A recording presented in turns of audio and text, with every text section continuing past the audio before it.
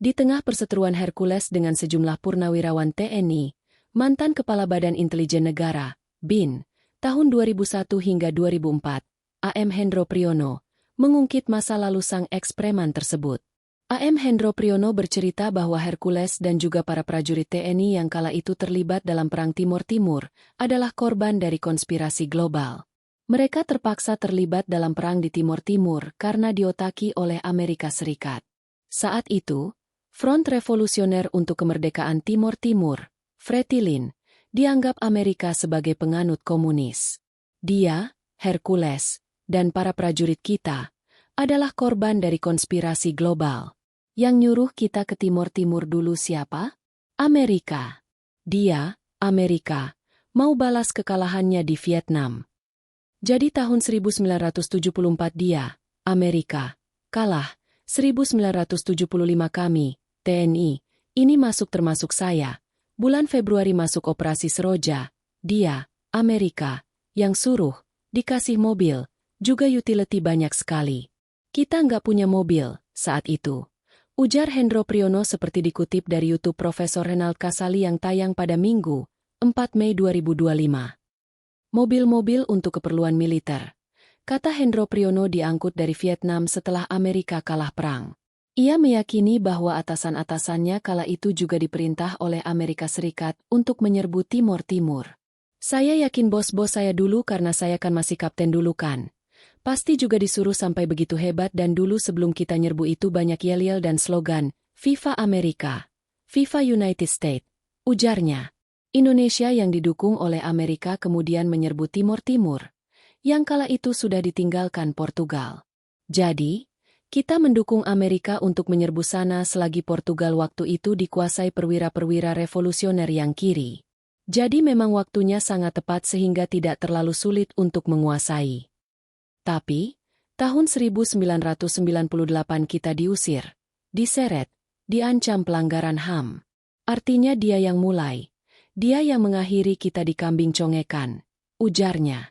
Hendro Priyono menjelaskan bahwa Hercules, yang kala itu bertugas sebagai tenaga bantuan operasi, TBO, di Timur Timur, bersama para tentara TNI adalah korban konspirasi internasional.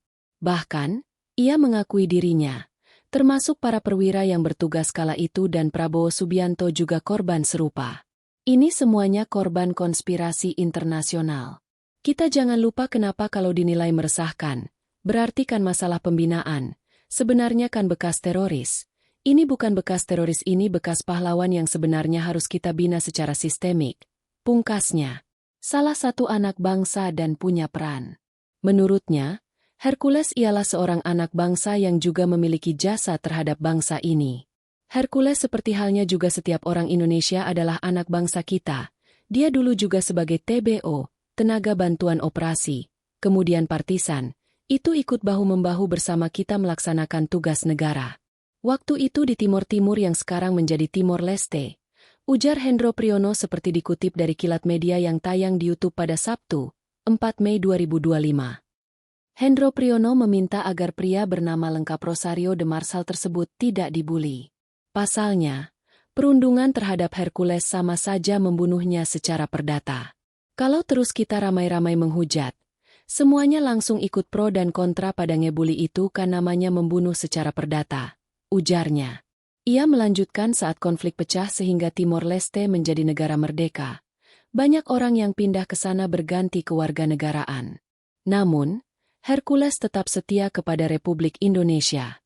Dalam kebersamaannya dengan kita di medan pertempuran, itu tercatat banyak juga jasa dia yang sampai kakinya buntung. Dia kan orang berkaki buntung satu, tangannya juga satu, matanya juga satu, katanya. Panglima Kodam Jayakarta pada tahun 1993 hingga 1994 tersebut pun meminta agar Hercules memperbaiki dirinya agar tidak berulah seperti seorang preman. Namun, ia juga mengingatkan semua anak bangsa untuk mengintrospeksi diri. Dia jadi kayak begini kan akibat dari kita, kondisi masyarakat kita secara sosial ekonomi, akhlak kejiwaan, rasa kebangsaan, rasa profesionalisme kita membentuk dia. Kok jadi seperti ini? Di mana salahnya? Inilah yang harus kita pikirkan untuk memperbaiki dan rasanya dia itu patut merubah organisasinya menjadi bagaimana yang diharapkan oleh para purnawirawan semua dan rakyat. Pungkasnya.